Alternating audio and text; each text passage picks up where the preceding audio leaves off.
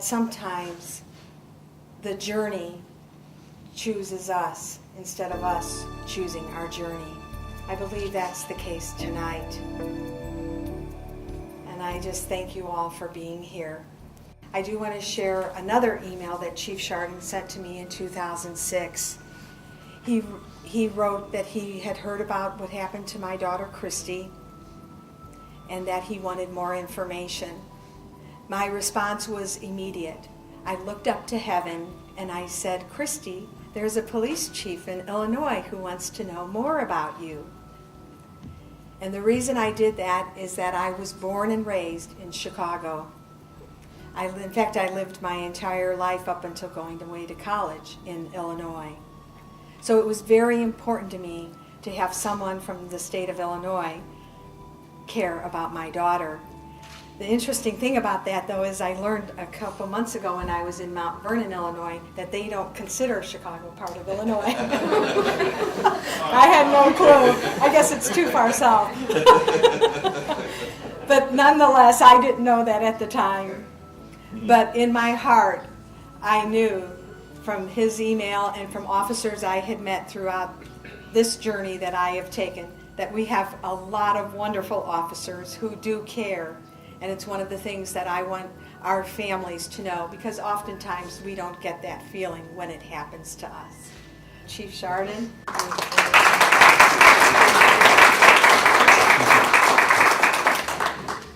Well, I'd like to welcome you, I guess, to the St. Louis area.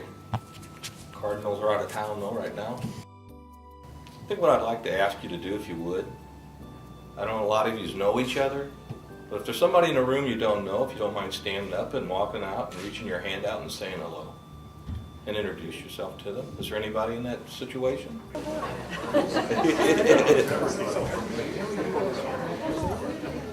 Hi, this is my daughter Madeline.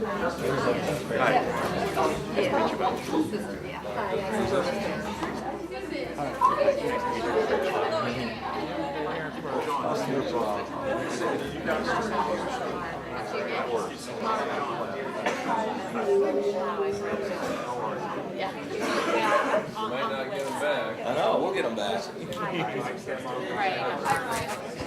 I said, good. Maryville.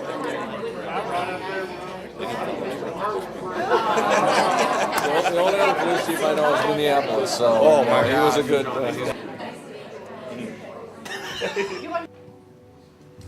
Thank you. You're welcome. And that's the purpose of that, the reason I'm asking this. Hopefully you all remember that you just made a new friend again. When you need some support, you've got another person you can reach out to. And that was the reason why I wanted you to do that. I started in law enforcement 34 years ago.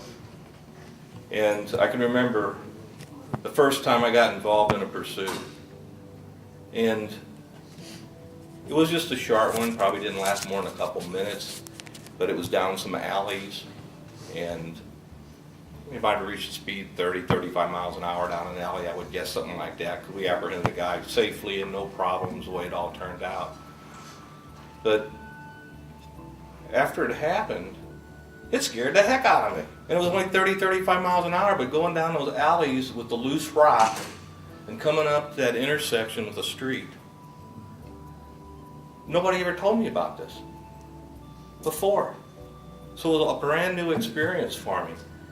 And that's one of the goals and the reason why I had actually made contact with Kennedy when I found out about the organization is that the training that police officers receive. And that's where it's got to start. We've got to change the way they think. So I thought back in all my years of law enforcement, I never had anybody sit down and tell me what could be the outcome of a pursuit as far as injuries and the effects that it has on different people. It never told me what I was going to be experiencing mentally. Sure, they take you out and they put you on a driving course and they tell you to put your hands here and drive and just things to do. But not a lot of officers don't get much of that at all. But the mental aspect was never taught to me. I couldn't read anything about it. So that's what started my research into the pursuit driving. But there's a lot of things. Oops, wait a minute. Just a second. Yes. Yes, sir. I will. Okay. Sorry, that was God. He wanted to pass along the message that everyone's doing well up in heaven. They're looking down on us tonight. And he wants the fish plate. Oh, anyway, back to the training issue.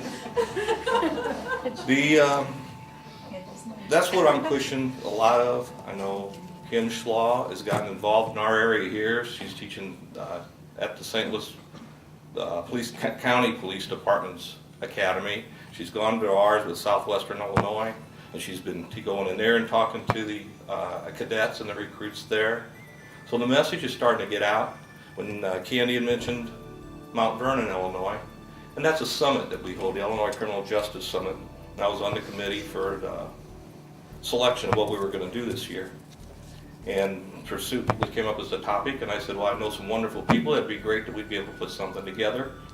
And in fact, one of the awards here a little bit later for Director Larry Trent, former director of the Illinois State Police, he came and presented and had the same presentation. And it went really well. I've received great comments back. There was some comments I've gotten back from some of the chiefs that attended that thought it was the best conference that they've ever went to for the summit. And the impact was the topic of the pursuits. And things that bother me is sometimes our reaction. I know when Brenda and Dave and Cheryl and Candy and Kim came to my office that day in April, and law enforcement not reaching out to the families that have losses. And it really upset me. I know the Illinois State Police did reach out to Kim.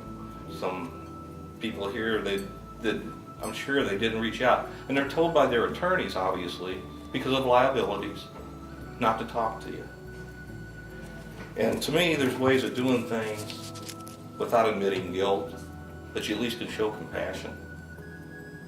And recently, I was at a class, he's an attorney, law enforcement instructor from Rhode Island, Jack Ryan, very well respected. He testifies a lot on use of force cases around the country, and he was one of the instructors. I went up and spoke to him at a break. I started telling him about PursuitSAFETY because he was talking about one of the federal court rulings where they basically said, go ahead and chase, it's all right, you're covered, there's no constitutional violation.